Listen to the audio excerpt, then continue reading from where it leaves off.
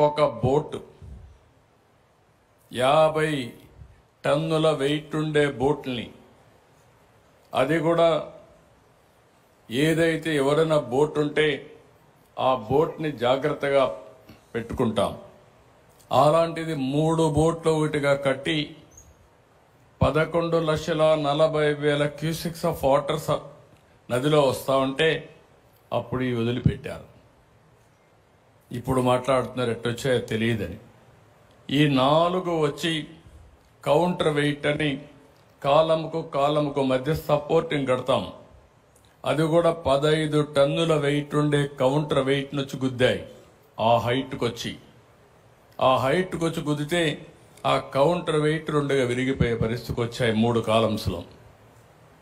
అంటే మీరు ఊహించుకోవాలి, అదే కానీ కాలమ్ని కానీ గుద్దుంటే ఈరోజు ప్రకాశం బ్యారేజీ మనం చూసేవాళ్ళం కాదు. అది కొట్టుకొని పోతే లంక గ్రామాలు ఏమవుతాయి, ఈ ప్రాంతం అంతా ఏమవుతుంది? కనీసం అలాంటి బాధ్యత లేకుండా చేసి ఆ రోజు ఇదే చేశారు. బాబాయిని చంపేసి గుండెపోటుగా చిత్రీకరించిన వాళ్ళు ఇప్పుడు బోట్లు వదిలిపెట్టి మాకు తెలియదనే పరిస్థితికి వచ్చారు. కనీసం ఓనర్స్ అనేవాళ్ళు ఆ బోట్లు క్లెయిమ్ చేయలేదు, వచ్చి కొట్టాయి. 3 రోజులు మనం మన పనుల్లో ఉన్నాం. చూస్తే దానికి వైఎస్ఆర్ కాంగ్రెస్ పార్టీ కలర్స్ ఉన్నాయి.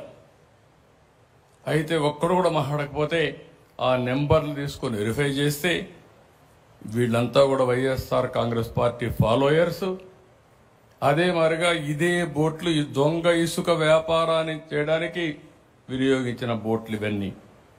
అంటే మనం గుర్తుపెట్టుకోవాలి, నేరాలు ఘోరాలు చేసే దుర్మార్గులు ప్రజా జీవితంలో ఉండి ప్రజల జీవితాలను అతలాకుతలం చేసే పరిస్థితికి వస్తున్నారు.